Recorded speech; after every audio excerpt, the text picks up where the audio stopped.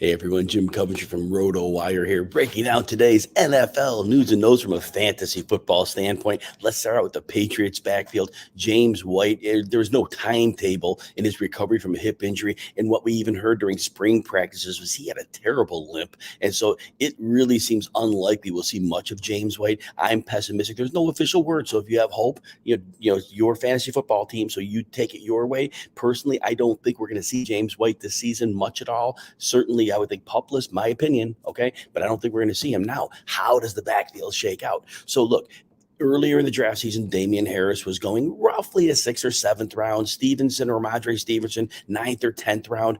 Things are changing quickly. I was in a draft recently where Harris went after Stevenson. So here's a story. Stevenson is seeing some third down work, and that's not a surprise. Last season, he caught 14 of 18 targets, not a big sample size, but he was doing damage with his receptions. And Bill Belichick understands the importance of when you have a running back on the field who doesn't diagnose your play. So when he's on the field, you don't know if it's run or pass. It's a benefit to the offense. And so I think there's a great chance Rhamondre Stevenson does see some of this role. He's seen first teamwork, so has Damien Harris, but Damien Harris has also seen more time probably with the second unit than he has in the past years. So again, you play this how you want. Damien Harris may still be the guy. He did have 15 touchdowns last season, which was a huge deal, but nonetheless, Stevenson is coming on, and this is just me spitballing here. There's a world where Damien Harris gets traded. Don't throw that one by either. Both could have fantasy value, whether they're with the Patriots, whether Harris moves otherwise. Now the wild card, Pierre Strong, drafted a little bit later by the Patriots, but he profiles as a receiving back. He could step in. We know the history with Belichick is that a lot of rookies don't come in and make an impact in the passing game. It's possible if you want a late dart throw and you think that's the way to go. A lot of people espouse the theory you take the cheapest Patriot and work with that. But back to Stevenson, you probably will have to pay for him on draft day now. The buzz is moving up. The more competitive of the league you're in, the likelier, the earlier you may have to reach. The 8th round is probably, a good point. I think some people may go 7th. I don't know that I'd go earlier than the 8th right now because of the uncertainty. And again, it's a Belichick coach team. But I do love Rhamondre Stevenson. I think he's the real deal. Big, strong runner, gives Belichick a lot of what he needs. All right, let's move on here. Deshawn Watson. So yesterday we talked about, the 6-game suspension from the league discipline. However, now the way it works out is the NFL appealed that process. And guess who the arbitrator would be? Well, it would be Roger Goodell or his designee.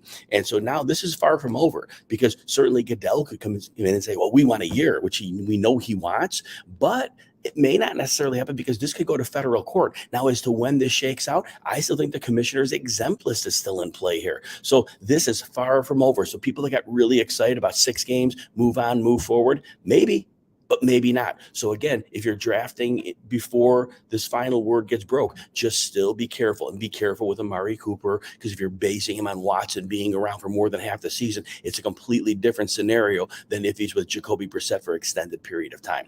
David Montgomery of the Bears returning some kickoffs in practice. That's a stunner. So look, Montgomery's been their lead back. And last season when Montgomery got hurt, Khalil Herbert looked great. And then as soon as Montgomery came back, it was back to the bench for Herbert. Montgomery was the full 3-down player, and Herbert wasn't seeing more than 5 touches in any game. However, new coaching staff, new GM, probably the last year Montgomery's with the team, unless they're going to pay him big money. Teams don't typically do that. So look, there is a very strong world where Khalil Herbert has a significant share of this backfield and shares of Montgomery. We don't know for sure. No definitive word has come out. But if you're drafting Montgomery based on the idea he will resume last year's role, just understand there is some speculation to that, and that may not be the case. He may resume that role, but there's no guarantee that happens. Khalil Herbert, those who were drafting him in the 10th, 11th, 12th round, if he gets an extended role, they're actually getting a value there, because I think they were just expecting a player maybe who would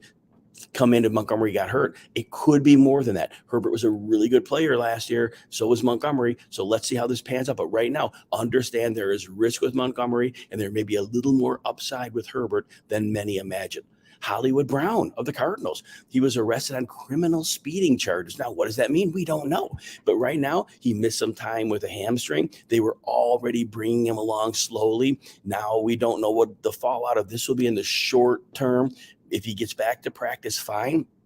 But the more reps he misses, the more difficult it is to come in firing on week one. That said, I still am not moving Hollywood Brown on my personal draft board. I still think that whatever the situation is, it's going to take a while to resolve. I think Brown will get the reps. And I do think with DeAndre Hopkins out the first 6 games, he does get off to a good start. Remember, Kyler Murray is so good at throwing the deep ball, and Hollywood Brown specializes in that. Now, one of their beat reporters I was listening to had a really good theory that Rondael Moore is going to be the slot guy there. And don't sleep on this either, because Rondael Moore is going undrafted in a lot of leagues. Remember, the first couple games last season, Rondael Moore was very productive, but the team went right away from him. The beat writer had said that the coaching staff felt they made a mistake with it. They should have allowed him to play. They started to make his looks very gimmicky after that, and they didn't necessarily need to do that. But that said, he has a lengthy injury history. Rondale Moore does, so be careful with it. But nonetheless, if you're getting him in the late rounds and he's the slot guy there, Christian Kirk had a breakout in the slot. Rondale Moore is extremely talented.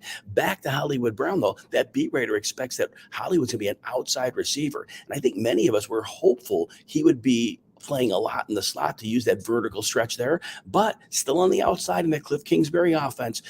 Kyler likes throwing to the outsides. So I still think this is a good scenario for Hollywood Brown. Again, we don't know what the pending criminal charges will lead to, but it's something to consider. Now, Isaiah Spiller. I think many people thought, look, they busted on Joshua Kelly and Larry Roundtree, and they draft Spiller, and he was a little bit later of a draft pick, and his measurables were not very good when he tested. But nonetheless, he comes in strong, and people were very excited. Early reports were good, but he's running with the second and the third team offense right now. So again, we think he's going to get that role in relief of Austin Eckler. We don't know for sure. So right now, people are somewhat aggressively drafting Spiller. But if right now, maybe 10th round, I think a lot of people are pushing him. So that's fair. Right now, that's fair. If you think he has a good chance of getting the job, he will get work. But again, there's downside here, because if he can't move past Kelly, Roundtree, and whomever else, if they bring in somebody else, there could be a problem. I think right now it's more likely than not he's the backup, and I think it's reasonable to spend a double-digit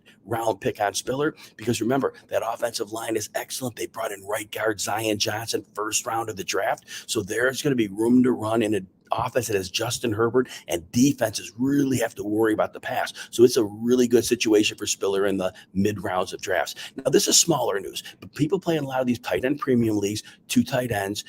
We assume Brevin Jordan was going to be the receiving tight end with the Houston Texans, and he may be, but Lovie Smith is glowing about Pharaoh Brown, talking about using him on all 3 downs. He'll have a big part of the offense.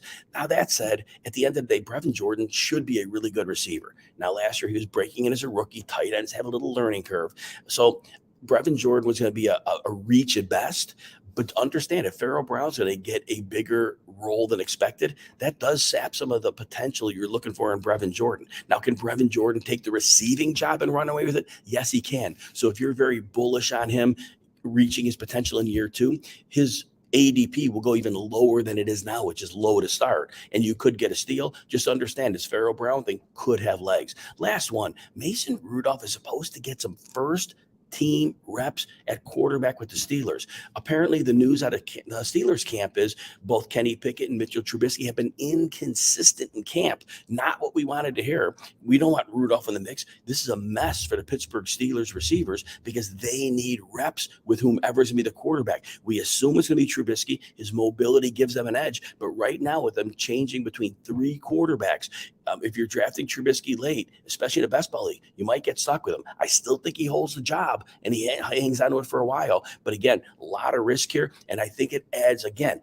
extra risk to those Steelers receivers. All right, thanks for listening, and I will be back soon to talk more fantasy football.